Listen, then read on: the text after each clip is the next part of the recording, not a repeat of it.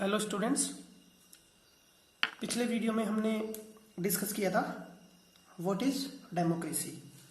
Democracy क्या है, इसके बेसिक फीचर्स, प्रिंसिपल्स और कई एस्पेक्ट हमने इसमें डिस्कस किया। आज हम डिस्कस करेंगे व्हाई डेमोक्रेसी। डेमोक्रेसी क्यों क्यों डेमोक्रेसी को अपनाया जाता है, और भी तो शासन व्यवस्था है उनको क्यों नहीं अपनाया जाता। तो इसके पक्ष और विपक्ष, फॉर और अगेंस्ट, दोनों चीज होती है। हमारा कंट्री डेमोक्रेटिक कंट्री है, इसका मतलब ये नहीं कि यहाँ जो सारी एस्पायरेशन है लोगों की, जैसे उनकी सारी बेसिक नीड्स, एम्यूनिटीज उनको मिले, पॉवर्टी जीरो हो, एजुकेशन लेवल बहुत अच्छा हो, ऐसा तो नहीं होता।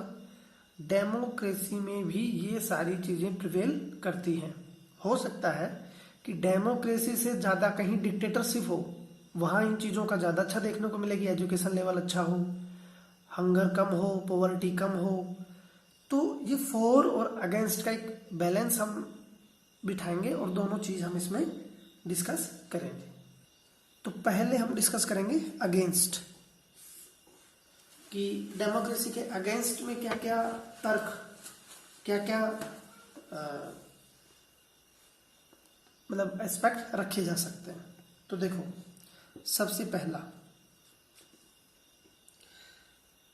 इनस्टेबिलिटी।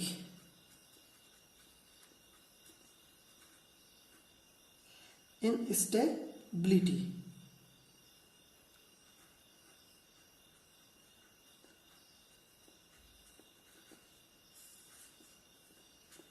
इनस्टेबिलिटी में क्या क्या है, देखो कि हर प्रकार की जो डेमोक्रेटिक पॉलिटिकल सिचुएशन होगी या डेमोक्रेटिक जो कंट्री होगी या जहां डेमोक्रेसी होगी, उसका मतलब ये हुआ कि लोगों का एक्टिव पार्टिसिपेशन, मींस इलेक्शन होंगे।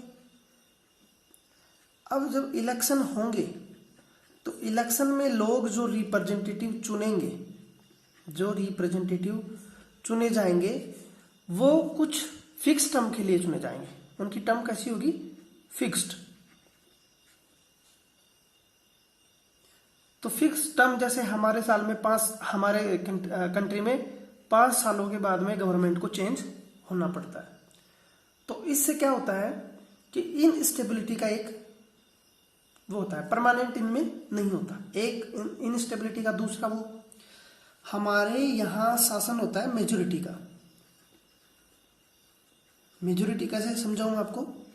जैसे हमारे यहाँ लोकसभा में सीटें हैं पार्लियामेंट के लिए 552। अब जो मोर देन 50%, यानी मोर देन हाफ, मतलब इसको 2 से डिवाइड आप करेंगे तो टोटल सीट कितनी हुई? 276। तो जिसके पास 276 प्लस 1 सीट होंगी, मतलब जो मेजोरिटी में होगा वही तो सरकार बनाएगा। The party who ensure the seat 277 can form the government। Clear सी बात है, वही गवर्नमेंट बना सकती है।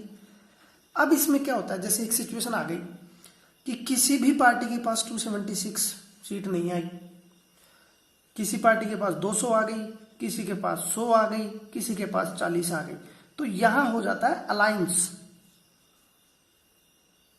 यहां होगा अलायंस। अब जब अलायंस होगा तो मानो जैसे इन दो पार्टियों ने ए, बी और सी और डी, कई पार्टियां, 7-8 पार्टी हैं, उनमें 2-3 पार्टियों ने, जैसे मानो ए, बी और डी ने मिलकर बना ली गवर्नमेंट। अब जरा एक चीज बताइए, इन लोगों के, इन पार्टियों के जो रिप्रेजेंटेटिव हैं, उनके इंटरेस्ट कन्फ्लिक्ट होंगे कि नहीं होंगे? तो कभी भी कन्फ्लिक्ट की कोई ऐसी सिचुएशन आएगी तो ये अपना समर्थन वापस ले लेंगे और सरकार गिर जाएगी। तो ये भी इनस्टेबिलिटी बनी रहती है। डेमोक्रेसी में यदि फुल मेजोरिटी किसी पार्टी को ना मिले तो इनस्टेबिलिटी का खतरा हमेशा बना रहता है। पहला अगेंस्ट में पॉइंट। दूसरा, lack of morality.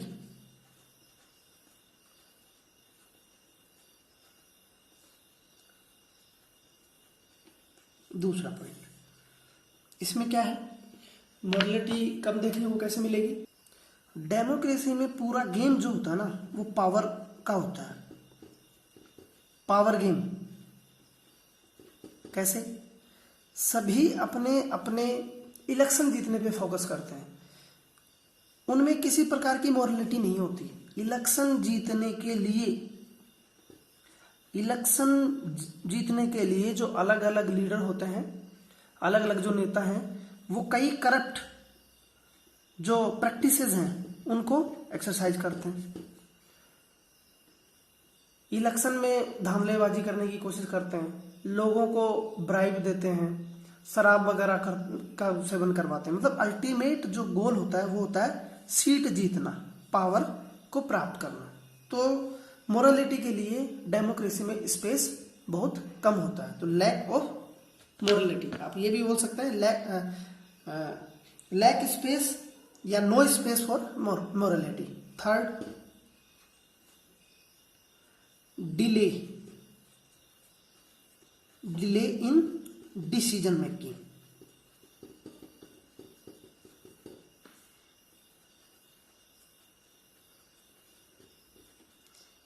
Delay in decision making. देखो, हमारे कंट्री में पार्लियामेंट का हम एग्जांपल लेते हैं। पार्लियामेंट में आपने लॉ मेकिंग प्रोसेस सीखी है।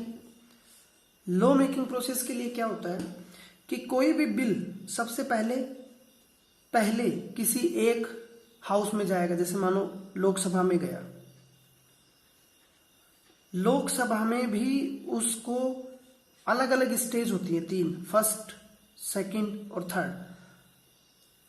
3 स्टेजों से गुजरकर वहां जब वो पास हो जाता है तो वो सेकंड हाउस को ट्रांसफर किया जाता है, दैट इज आपकी राज्यसभा। यहां भी ये सारी सेम प्रोसेस होंगी, 1, 2, 3। इस दौरान जैसे प्रथम वाचन बोलते हैं, सेकंड वाचन, द्वितीय वाचन। इस दौरान यदि कोई ऐसा एस्पेक्ट आ जाता है कि जो कि बहुत ही उलझा हुआ है, तो एक्सपर्ट जो कमेटी है उनको भी ट्रांसफर किए जाते हैं। तो उसके बाद में यहां से पास होने के बाद में वो जाता है कहाँ? प्रेसिडेंट के पास। फाइनली जब प्रेसिडेंट उसको साइन करता है तब हमारे एक बिल जो है वो क्या बनता है? एक्ट बनता है, लॉ बनता है। तो ये बिल से एक्ट बनने की प्रोसेस है। अब मैंने आपको बड़ी आसान वे में बता दिया, लेकिन इसमें बहुत टाइम लगता है, टाइम कंज्यूमिंग प्रोसेस है, टाइम कंज्यूमिंग। कई बार क्या होता है, यहां से कोई बिल पास हो गया, राज्यसभा में अटक गया, राज्यसभा ने उस पर कई 6 महीने, साल भर तक कोई डिसीजन ही नहीं लिया। 6 महीने के बाद में फिर प्रोविजन होता है, जॉइंट मीटिंग करवाई जाती है। तो ये एक लॉ जो मेकिंग प्रोसेस है उसमें डिले बहुत होता है। तो ये एक इसका डिसएडवांटेज है। चौथा, लैक ऑफ स्पेशलाइज्ड मेंबर। इसका क्या मतलब हुआ कि हमारी देश की पार्लियामेंट है, जो हम यहाँ पार्लियामेंट पे डिस्कस कर रहे हैं, स्टेट लेजिस्लेशन में भी ये सारी चीजें होती हैं। पार्लियामेंट में जो लोग इलेक्ट होकर जाते हैं वो कौन जाते हैं? वो अपने क्षेत्र में सिर्फ लोगों या पीपल से इंटरेक्ट करते हैं। वो भी किस लिए? पावर गेन करने के लिए। उनको इस क्षेत्र में लॉ मेकिंग प्रोसेस में, जैसे मानो किसी एग्जांपल ले लो, आपको मोटर व्हीकल एक्ट है,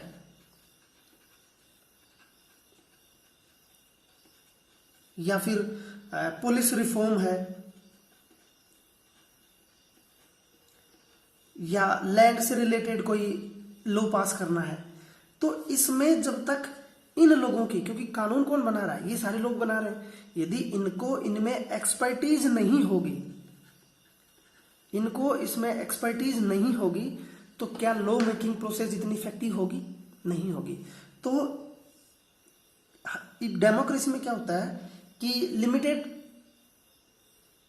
वो रहता है ऑप्शन, कि जो लोग चुनकर गए हैं वो ही कानून बनाएंगे, भले ही उनको उस मामले में एक्सपर्टीज हो या नहीं हो, तो डेमोक्रेसी का ये भी एक डिसएडवांटेज है। और इसमें होता क्या है, कई बार जो डिसीजन होते हैं वो गलत डिसीजन ले लिए जाते हैं, रॉन्ग और बैड डिसीजन।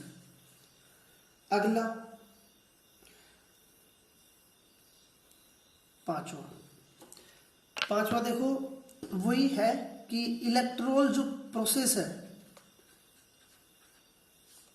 उसमें करप्शन को इस्तेमाल किया जाता है, करप्शन उसमें किया जाता है। ये हम डिस्कस कर चुके, इसको अलग से भी याद लिख सकते हैं। छठा, lack of awareness.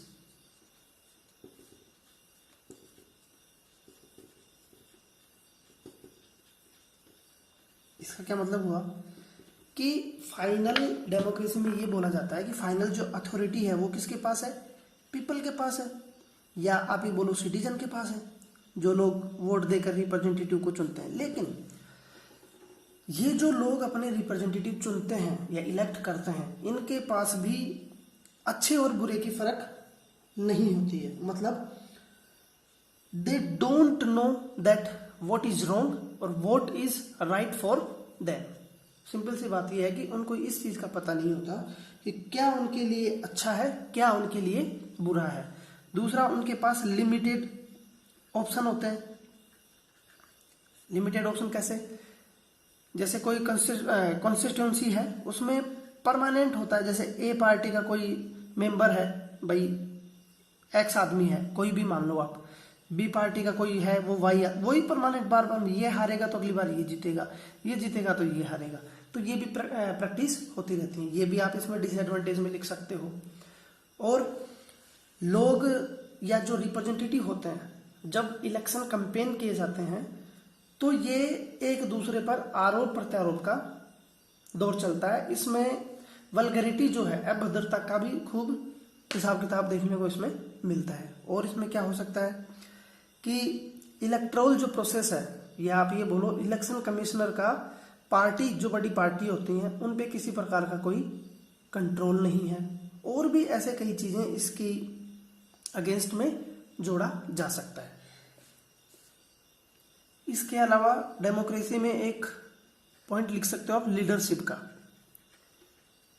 Leadership, democracy में यदि लीडर अच्छा मिल जाए, डेमोक्रेसी में यदि देश को लीडर अच्छा मिलता है, लीडरशिप की क्वालिटी वाला व्यक्ति यदि प्रधानमंत्री या प्रेसिडेंट बनता है, तो उससे उस पर्टिकुलर देश की एफिशिएंसी या उस गवर्नमेंट की एफिशिएंसी क्या होगी, ज्यादा होगी। लेकिन होता क्या है कि लीडरशिप को चेंज कई बार कर दिया जाता है, तो ये भी एक इसका डिसएडवांटेज हो सकता है। लीडरशिप को चेंज करने से बिग डिसीजन, जो अच्छे डिसीजन है वो लेने में सरकार जो है वो कहीं ना कहीं संकोच करती है, हेजिटेट करती है। तो ये सारे डिसएडवांटेज हैं। अब हम इसमें पढ़ेंगे आर्ग्यूमेंट फॉर डेमोक्रेसी। अभी तक तो हमने अगेंस्ट पढ़ा, अब पढ़ेंगे फॉर डेमोक्रेसी, यानी डेमोक्रेसी क्यों और डेमोक्रेसी क्यों नहीं, उसके हम सीख लिए। अब मैं यहाँ एक चीज डिस्कस करना चाहूंगा कि यदि डेमोक्रेसी ना हो तो फिर दूसरा अल्टरनेटिव क्या है। दूसरा अल्टरनेटिव होता है डिक्टेटरशिप। लेकिन डिक्टेटरशिप में दिक्कत क्या है, यदि डिक्टेटरशिप में डिक्टेटर ऐसा आदमी बने जो कि आइडियल हो। आइडियल मीन्स कि जो देश हित की बात करे, जो अपने देश के कल्याण के लिए, देश के लोगों के कल्याण के लिए सोचे या उनके वेलफेयर के लिए सोचे, सोशल वेलफेयर की बात करे, तो ये आइडियल डिक्टेटरशिप यदि हो तो ये डेमोक्रेसी से अच्छी चीज हो सकती है। लेकिन वहीं आप इमेजिन करो, यदि ये डिक्टेटर जिसके पास की एब्सोल्यूट पावर है, वो सारी पावर को एक्सरसाइज अपने पर्सनल स्वार्थ के लिए या अपने पर्सनल प्रॉफिट के लिए चीजों को इस्तेमाल करने लग जाए या अपने रिलेटिव के लिए करने लग जाए, तो उस कंडीशन में लोगों के साथ क्या हो।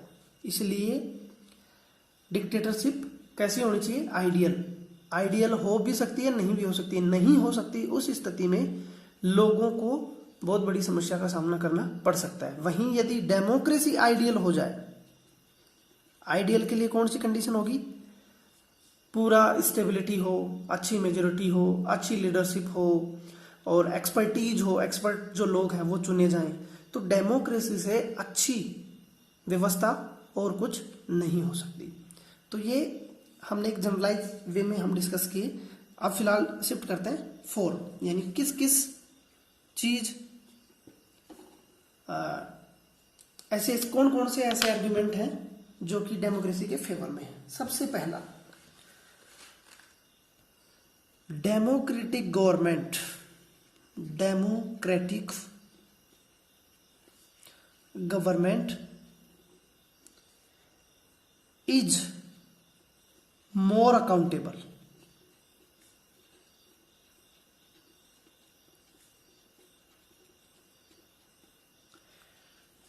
Accountable form of government.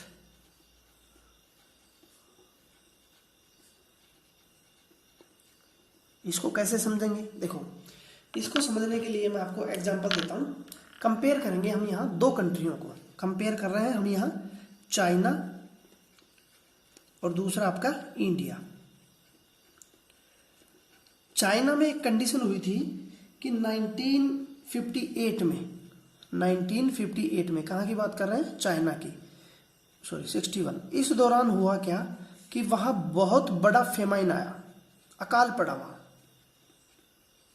देखो समझिएगा, फेमाइन आया, इसमें लगभग 3 करोड़ लोग, 3 करोड़ लोग जो हैं वो मौत के घाट उतर गए। अपना उतारे नहीं, उतर ही गए अपने आप फेमाइन के कारण। फेमाइन का मतलब उनको खाने पीने के लिए नहीं मिला। अब जरा देखिए कि जब 1958 की बात हो रही है, 1958 या 1950s में इंडिया और चाइना को हम कंपेयर करें तो दोनों कंट्रियों में ज्यादा जो पावरफुल कंट्री था वो उस समय कौन था? चाइना। आज भी वैसा ही है, चाइना के पास ज्यादा रिसोर्सेज थे, इकोनॉमी अच्छी थी, और इंडिया के पास लेस रिसोर्सेज और लेस इकोनॉमी। लेकिन स्थिति फेमाइन कहाँ पैदा हुई? चाइना में। क्यों? इसका सिर्फ एक और एक इंपॉर्टेंट कारण है, चाइनीज गवर्नमेंट की पॉलिसीज, गवर्नमेंट पॉलिसीज। क्या हुआ इसमें? पॉलिसीज में क्या हुआ कि क्योंकि वहां कम्युनिस्ट गवर्नमेंट थी, आपको पता है कम्युनिस्ट गवर्नमेंट के बारे में हमने पढ़ा है, एक पार्टी का रूल होता है, सिंगल पार्टी रूल है। तो एक तरह से ये रूप होता है डिक्टेटरशिप का ही। वहां कैसा रूप होता है? डिक्टेटरशिप का। फुल डिक्टेटरशिप नहीं है, लेकिन लिमिटेड डिक्टेटरशिप है वहां। ना तो वहां फुल डेमोक्रेसी है, ना डिक्टेटरशिप है, बीच की स्थिति है। लेकिन वहां के जो लीडर हैं वो अपने जो डिसीजन है वो पब्लिक को ध्यान में रखकर नहीं बनाते। यानी उनको इस बात से कोई मतलब नहीं होता कि पब्लिक का क्या होगा, उनका टोटली ध्यान होता है इकोनॉमी, डेवलपमेंट। अब डेवलपमेंट कैसा? इकोनॉमिक डेवलपमेंट, जैसे बड़ी बड़ी इमारतें बना दिया, अर्बेनाइजेशन कर दिया, नए नए इनोवेशन हो गई, फैक्ट्री लगा दी। इस चीज पे ज्यादा फोकस नहीं करते कि पब्लिक वेलफेयर के लिए जो योजनाएं होती हैं, पब्लिक वेलफेयर में जैसे लोगों को फूड मिल रहा है या नहीं मिल रहा है, लोगों को शेल्टर मिल रहा है या नहीं मिल रहा है, इससे उन लोगों को कोई लेना देना नहीं होता। ये कम्युनिस्ट गवर्नमेंट की बात की हमने। वहीं अब हम शिफ्ट करते हैं इंडिया पे, क्योंकि इंडिया में गवर्नमेंट थी डेमोक्रेटिक, लोगों की चुनी हुई सरकार थी, लोगों का एक्टिव पार्टिसिपेशन था। तो यहाँ की जो सरकार का रवैया होता है, डेमोक्रेटिक शासन व्यवस्था में जो होता है, वो लोग गवर्नमेंट ज्यादा फोकस करती है सोशल वेलफेयर पे, सोशल वेलफेयर पे। वो जो हाई स्टैंडर्ड होते हैं लाइफ के, हाई स्टैंडर्ड जैसे मॉडर्नाइजेशन करना, नई नई टेक्नोलॉजी को इजाद करना, ये सेकंड प्रायोरिटी में होते हैं। फर्स्ट प्रायोरिटी हमारे यहाँ होती है सोशल वेलफेयर। जैसे पुअर जो लोग हैं उनको बराबर खाना मिल रहा है या नहीं मिल रहा है, क्लोथ की फैसिलिटी उनको मिल रही है या नहीं मिल रही, तो इन चीजों पर ज्यादा ध्यान दिया जाता है। हालांकि इंडिया की इकोनॉमी चाइना से कमजोर थी, लेकिन फेमेन जो देखने को मिला वो कहाँ मिला? चाइना में। तो ये पूरी घटना मैंने इसलिए आपको बताई कि democratic government is more accountable form of government. ज्यादा अकाउंटेबिलिटी दिखी कि नहीं दिखी? किसके लिए? लोगों के लिए, क्योंकि भाई लोगों ने उसको चुना है। तो आपको ये पॉइंट क्लियर हो गया होगा। दूसरा पॉइंट है हमारा डेमोक्रेसी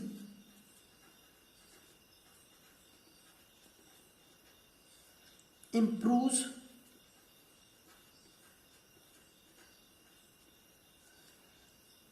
the quality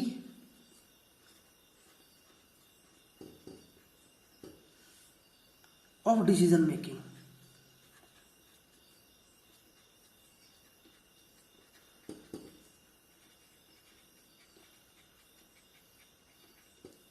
देखो, अभी जब हम अगेंस्ट डेमोक्रेसी के अगेंस्ट में जो प्रोविजन या जो चीजें थी वो डिस्कस कर रहे थे, तो उसमें हमने इस पॉइंट को वहां भी रखा था कि भाई डिले होता है, लेकिन इस डिले की सहायता से सरकार जो है वो गलत डिसीजन जो है वो लेने से बच जाती है। जल्दबाजी में जो डिसीजन लिए जाते हैं उनसे बचा जा सकता है। यानी रस में जो इररेस्पॉन्सिबल डिसीजन होते हैं,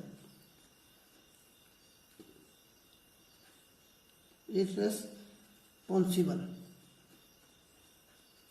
डिसीजन जो है वो लेने से सरकार बच जाती है। क्यों? क्योंकि लॉ मेकिंग प्रोसेस ही ऐसी हमारी, मैंने आपको बताया कि किस तरह से लॉ मेकिंग प्रोसेस होती है। किसी प्रकार की कोई दिक्कत होती है तो एक्सपर्ट जो कमेटी होती हैं उनमें भेजा जाता है, अच्छे से डिस्कस होता है। पब्लिक डोमेन में भी बातें रखी जाती हैं कि हम इस बिल को इंट्रोड्यूस करने वाले हैं, तो पब्लिक अपनी मांग रखे, अपना जो ओपिनियन है वो रखें। तो इस तरह से जल्दबाजी में गलत डिसीजन लेने से बचा जा सकता है। तो ये दूसरा पॉइंट इसका हुआ। दूसरे पॉइंट में आपको समझ में आ गया होगा कि किस तरह से कोई बिल या कोई भी चीज, कोई भी एक्ट, लॉ बनाना होता है तो वो पूरी तरह से कंसल्टेशन और डिस्कशन पर आधारित होता है। किस पर आधारित होता है? आप यहां लिख सकते हो, पूरी तरह से कंसल्टेशन किया जाएगा। ऐसा नहीं कि एक ही आदमी ने बनाया और पास कर दिया, डिस्कशन होगा।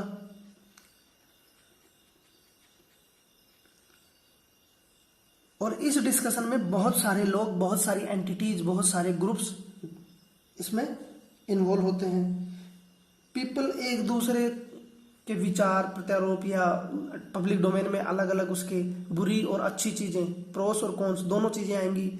यदि ऐसी स्थिति में अच्छी चीज ज्यादा आती हैं तभी उसी बिल को पास किया जाता है या उसे एक्ट के रूप में अपनाया जाता है। तो ये आपको समझ में आ गया होगा। तीसरा पॉइंट हमारा है कि it provides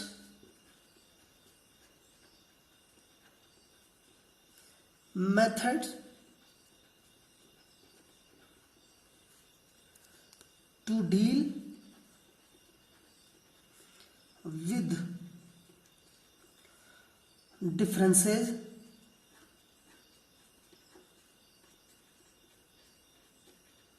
and conflicts।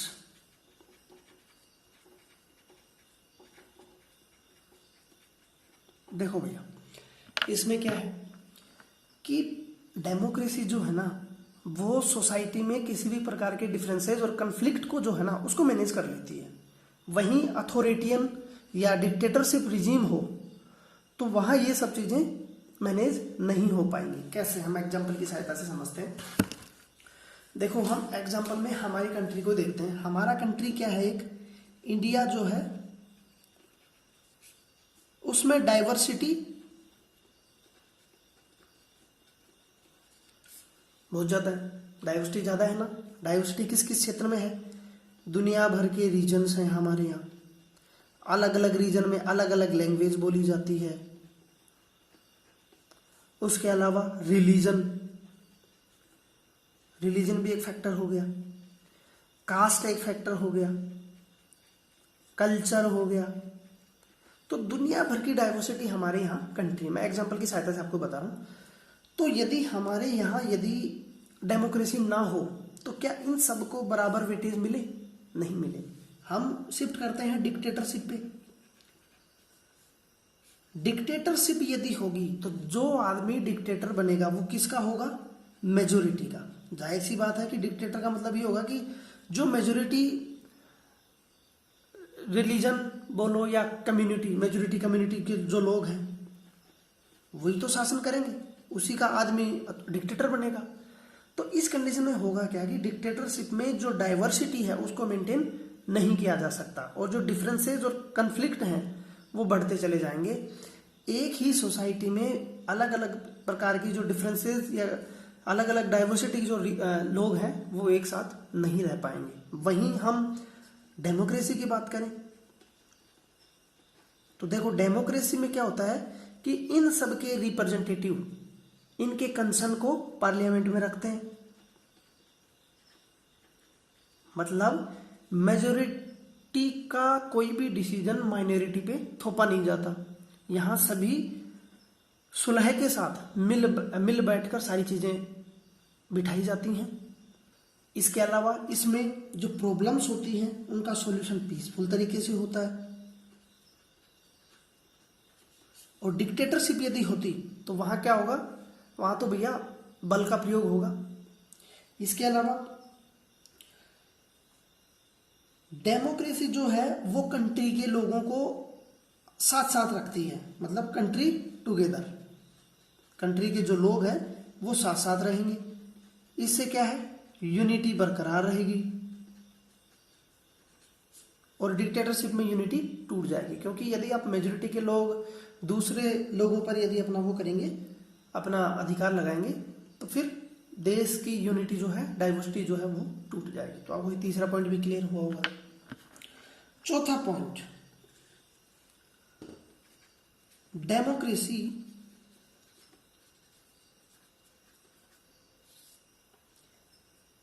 enhance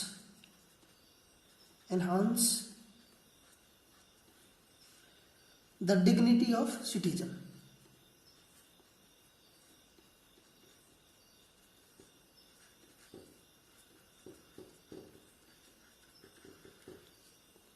देखो भैया ये तो इंपॉर्टेंट फीचर है डेमोक्रेसी का। Democracy enhance the dignity of citizen. क्या होता है? डेमोक्रेसी में सभी लोगों को इक्वली राइट्स प्रोवाइड करवाए जाते हैं। और राइट्स एक ऐसी चीज है, हमारे यहाँ भी फंडामेंटल राइट्स प्रोवाइड करवाए गए हैं, जो कुछ हमने प्रीवियस क्लास में सीखा था, कुछ इस साल भी हम सीखेंगे। इसी सिविक्स के आगे चैप्टर में राइट्स आएंगे। तो राइट से क्या होता है? जैसे राइट टू इक्वलिटी है, तो इक्वलिटी का मतलब ये हो गया कि यहां सभी लोग जो हैं वो कानून की नजर में बराबर है। ऐसा नहीं है वो चाहे गरीब हो चाहे पुअर हो, जितनी डिग्निटी रिच की है उतनी ही पुअर की है। ऐसा नहीं कि इन दोनों के बाद डिस्क्रिमिनेशन किया जाएगा। इसके अलावा every person equal before law, equal before law, ये कंसेप्ट है। किसी भी आदमी के साथ किसी भी प्रकार की कोई वो डिस्क्रिमिनेशन नहीं किया जाता, क्योंकि डेमोक्रेसी का प्रिंसिपल ही होता है पॉलिटिकल इक्विलिटी। तो जो इससे डिग्निटी है लोगों की वो मेंटेन रहती है। किसी प्रकार का वो नहीं होगा, रिच हो अमीर हो गरीब हो पढ़ा लिखा हो अनपढ़ हो, सभी की अपनी अपनी डिग्निटी है और उसको मेंटेन किया जाता है डेमोक्रेसी में। यहीं अभी अथॉरिटेरियन रिजीम हो या फिर आपकी डिक्टेटर हो तो वहां किन की चलेगी? वहां तो पुअर को कोई पूछेगा नहीं, रिच की चलेगी। पढ़े लिखे लोग जो काबिल लोग होंगे उनकी चलेगी, पुअर्स को दरकिनार कर दिया जाएगा। तो ये इसका एक एडवांटेज है, गुड फेवर में हम चीज बोल सकते हैं। पांचवा, सेल्फ करेक्शन। देखो सेल्फ करेक्शन क्या है इसमें? मानो किसी गवर्नमेंट ने कोई डिसीजन लिया, कोई पॉलिसी बनाई, ठीक है भैया, कोई डिसीजन लेके कोई पॉलिसी या कोई नियम या कोई कानून बना दिया, लेकिन जब ये पब्लिक डोमेन में रखा गया तब पता लगा कि इसके रिपरकशन जो है वो बुरे हो रहे हैं, बैड इंपैक्ट हो रहे हैं। तो डेमोक्रेसी में जो पार्लियामेंट है उसके पास अपने डिसीजन को करेक्ट करने की एबिलिटी होती है।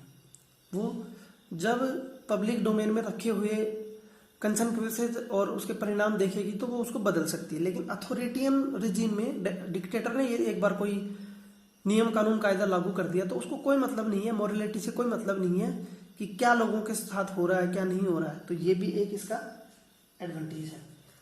तो ये हमने डिस्कस किया फॉर और अगेंस्ट।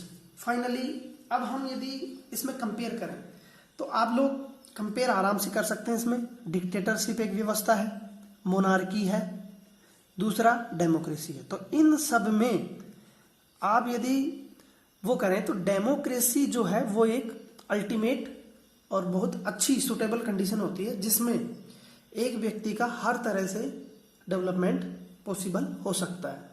बस इसमें कुछ चीज़ों की ज़रूरत है, कुछ इंप्रूवमेंट हो सकते हैं, जैसे इलेक्टर्स को अवेयरनेस मिले, इलेक्शन फेयर और फ्री मीन्स में हो, यानी इलेक्शन में किसी प्रकार की धांधलेबाजी ना हो, आरोप प्रत्यारोप का जो दौर है वो ना हो। इसके अलावा जो लीडर्स हों उनमें मोरलिटी हो, मोरल हो, वो एथिक्स हो उनमें, तो ये सब चीज़ें उनमें किया जा सकता है। एजुकेटेड लोग हों या अपने फील्ड में वो एक्सपर्ट हों, ये सब चीज़ें इंश्योर की जाए। ऐसे लोगों को पार्टी टिकट दे जो कि कैपेबल हों हर क्षेत्र में, पब्लिक वेलफेयर में उनके ओपिनियन अच्छे हों। तो ये सारी चीज़ें हम इसमें ऐड कर सकते हैं। तो ये रहा आज का वीडियो, इसमें हमने इतनी चीज़ें डिस्कस की। बाकी इस चैप्टर के बचे हुए कंटेंट हम अगले वीडियो में देखेंगे। Thank you very much.